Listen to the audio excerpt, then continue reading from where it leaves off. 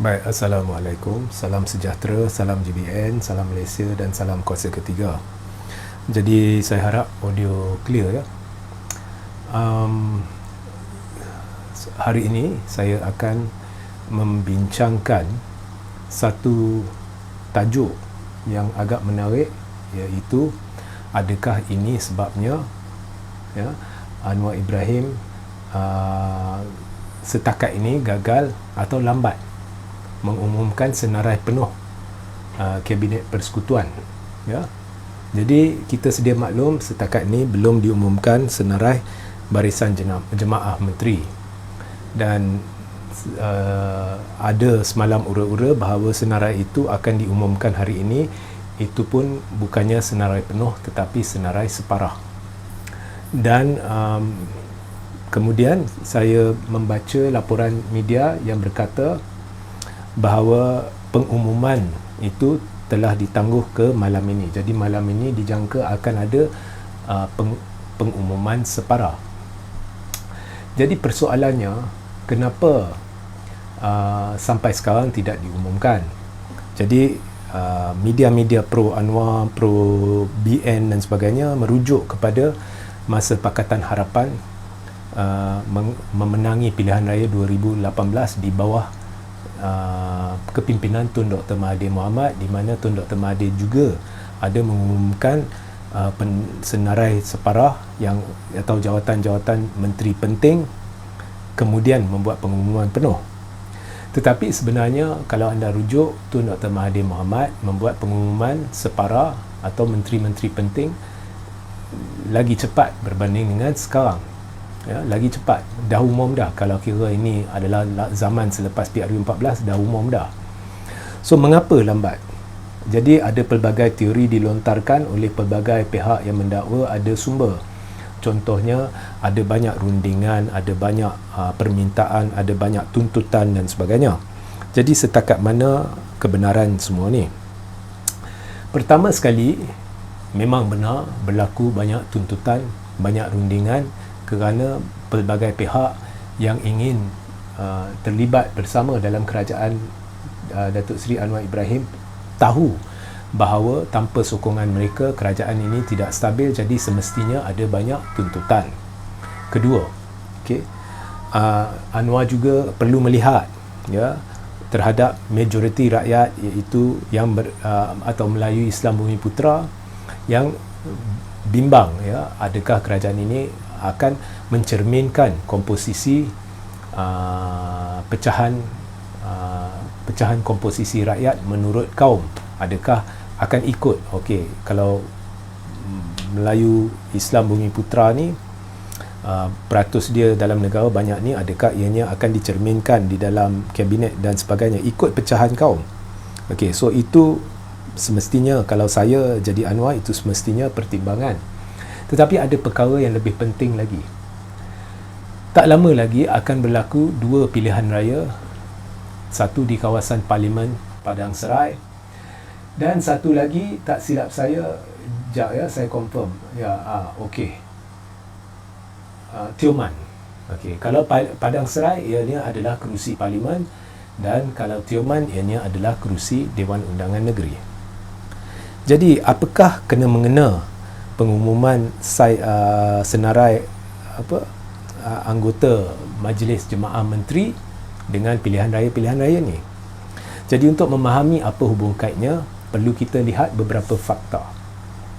Pertama sekali, nak pusing macam mana, kita tahu naratif tertentu sedang dimainkan oleh Pakatan Harapan dan UMNO ya, selepas kedua-dua gabungan ini menipu penyokong mereka dengan bekerjasama walaupun mengaku tidak akan kerjasama. Kalau kita lihat sebelum PRU, Anwar, Kit Siang semua mati-matian berjanji tidak akan kerjasama dengan kleptokrat, tetapi kini salah seorang yang dikatakan kleptokrat dalam pertimbangan jadi timbalan Perdana Menteri, iaitu Datuk Seri Dr. Ahmad Zahid Hamidi. So itu adalah penipuan belah PH. Ya, memang luar biasa lah. Sebelum PRU memang mereka ni musuh dalam sekelip mata boleh ubah. Kemudian kita lihat pula Barisan Nasional, Zahid sudah langgar dasar parti. Nak pusing macam mana pun, dah langgar dasar parti. Jadi sebenarnya ROS perlu ambil perhatian perkara ni, kerana dasar parti adalah no Anwar, no DAP. Tak sebut bila. Zahid menipu apabila berkata ini hanya untuk PRU 15. Ini bohong. Rujuk kembali Perhimpunan Agung UMNO terdahulu, dan dengan jelas tidak disebut hanya untuk PRU 15. Tetapi bila sebut bersatu, memang disebut dengan jelas PRU 15. Maknanya kalau nak kerjasama dengan bersatu lepas PRU 15 dibolehkan. Tetapi kalau nak kerjasama dengan PH selepas PRU 15 tak dibolehkan. Jadi Zahid sudah langgar dasar parti. Ya, ini adalah satu yang tidak dibolehkan menurut Perlembagaan UMNO. Okey. Tapi apa pun, pengundi diberitahu no Anwar, no DAP, tapi hari ini it is yes Anwar, yes DAP. So itu penipuan dia. Jadi bila kita lihat belah PH, ada rasa tidak puas hati kerana bekerjasama dengan kleptokrat di kalangan penyokong mereka. Walaupun ianya tidak berleluasa, 70% saya difahamkan penyokong mereka ni teruja dengan Anwar jadi PM, tetapi ada sebilangan yang signifikan yang marah dengan kerjasama ni. Kalau belah UMNO pula, sokongan Melayu Islam terhadap dia memang dah teruk. UMNO hanya menang 26 ke 27 kerusi dalam PRU 15. Ya, itu pun ramai Melayu tak nak turun mengundi, tak nak sokong UMNO. Jadi dengan penipuan ini, peratus yang kecil yang masih menyokong UMNO ni sudah semestinya dah marah gila dan dijangka sudah menolak UMNO. Dan ini kita dapat lihat bukti-buktinya di banyak ruang-ruang komen di media-media dan sebagainya. Okey. So penolakan besar-besaran terhadap UMNO ni sudah berlaku. Maka bila ada pilihan raya Padang Serai dan Tioman, okey. Jadi ini pilihan raya ini akan berlaku pada 7 Disember. Tak lama selepas pilihan raya umum ke-15. Jadi yang ditakuti oleh Pakatan Harapan dan Barisan Nasional, khususnya yang ditakuti oleh Anwar dan Zahid, adalah PH akan kena teruk dan BN akan kena teruk. Dan mereka takut benda ni kerana mereka nak sangat pilihan raya ni digunakan sebagai bukti bahawa rakyat terima gandingan PH dengan BN. Dia nak menang sangat kerusi Padang Serai, dia nak menang sangat kerusi Tioman. Okey, supaya ianya mereka boleh beritahu rakyat, tengok ini adalah bukti rakyat terima kita. Jadi mereka takut kalah. Dan saya difahamkan sekiranya Zahid dilantik sebagai timbalan Perdana Menteri sekarang, ianya akan merisikokan Barisan Nasional dan PH kalah teruk di Padang Serai dan Tioman. Mungkin ini menjelaskan mengapa tidak mampu memberitahu kepada rakyat apakah senarai lengkap kabinet, kerana mungkin Zahid akan dilantik sebagai TPM, andai kata dia dilantik selepas pilihan raya ini berakhir. Dan saya tidak terkejut jika helas begini digunakan, kerana Zahid sendiri mengaku lepas dengan selamba je dia mengaku sebenarnya no Anwar, no DAP satu strategi pilihan raya. Bohong Zahid. Itu bukan strategi, itu adalah kenyataan dasar UMNO yang ditetapkan menerusi PAU yang wajib dituruti, dan oleh kerana ianya tidak dituruti, anda sebagai presiden sudah langgar ketetapan parti. Jadi ada orang kata naratif yang dimainkan oleh diorang ni ialah ini adalah titah agung. Come on lah. Anda bacalah komen netizen tak percaya dengan naratif laskar-laskar cyber tu. Kalau anda baca kenyataan rasmi istana sebelum pelantikan Anwar sebagai Perdana Menteri, dan pada ketika Anwar diumumkan sebagai PM10 dan selepas Anwar angkat sumpah, tidak ada sepatah pun yang membawa makna kerajaan perpaduan. Hanya Seri Paduka Baginda Tuanku beritahu nak kerajaan stabil. Saya difahamkan hanya dicadangkan untuk mempertimbangkan kerajaan perpaduan. Semestinya yang di-Pertuan Agong tahu bahawa beliau adalah di atas, Tuanku adalah di atas politik, dan bukan mudah nak capai kerajaan perpaduan. Dan anda lihat media arus perdana dikerah untuk menggunakan istilah kerajaan perpaduan walaupun ianya jelas satu penipuan kerana ini adalah kerajaan minoriti, tidak melibatkan Perikatan Nasional. Ya, jadi there is no such thing as wajib ikut haluan ini untuk mematuhi titah tuanku. Itu adalah pembohongan naratif yang dimainkan.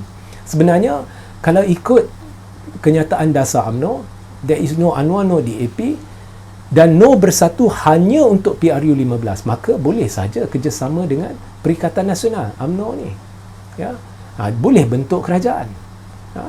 Jadi sebab Zahid sendiri tak nak, dia nak Anwar naik sebagai Perdana Menteri. Sebab itu Agong minta 30 MP jumpa, dia tak bagi.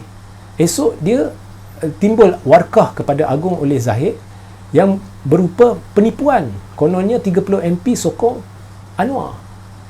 Dan Zahid melakukan penipuan ini sekaligus memperdaya 30 MP BN kerana pada malam sebelumnya dia buat resolusi tak terima PH, tak terima PN.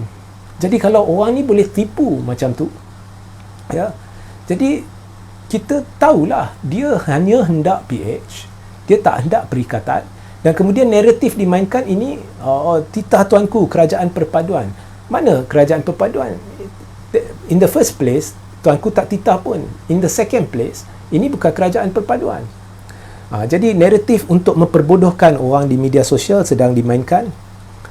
Walhal sebenarnya apa yang rakyat harus dididik adalah penyelesaian seharusnya oleh UMNO. Zahid tak nak, iaitu kerjasama dengan Perikatan Nasional kerana itu dibolehkan dalam UMNO, kerana dasar UMNO menolak Anwar dan DAP. Ya. Tetapi Zahid sendiri beritahu dia setuju dengan kerajaan perpaduan tetapi tanpa yang tidak terajui atau dipimpin oleh Perikatan Nasional. Jadi dia letak syarat. Kalau dah kata, kalau nak mainkan naratif, ini titah Agong, macam mana boleh letak syarat kepada Agong? Titah Agong kerajaan perpaduan, ke kerajaan perpaduan lah. Tak ada syarat-syarat. Tapi Zahid letak syarat. Sebab dia tahu, Perikatan Nasional tak nak kerjasama. Jadi dia letak syarat. So, itulah, rakyat ni bukan bodoh. Tetapi ada percubaan memperbodohkan rakyat. Tapi apa pun, saya percaya, seandainya Zahid dilantik sebagai timbalan Perdana Menteri sekarang, maka PH yang ada orang kata akan kalah teruk, ada orang kata BN akan kalah teruk di Padang Serai dan Tioman, tak tahulah, saya tak nak ramal lah. Okay? Akan kalah lagi teruk sekiranya Zahid dilantik. So mungkin itu sebabnya sukar bagi Anwar untuk mengumumkan senarai penuh Kabinet Persekutuan. Okay? Ada orang bertanya saya, ada ura-ura kerajaan ni tak boleh bertahan 6 hingga 8 bulan. Itu buat masa ni saya tak nak komen. Itu sahaja. Baik, sehingga kita berjumpa di lain masa. Assalamualaikum, salam sejahtera, salam GBN, salam Malaysia dan salam kuasa ketiga.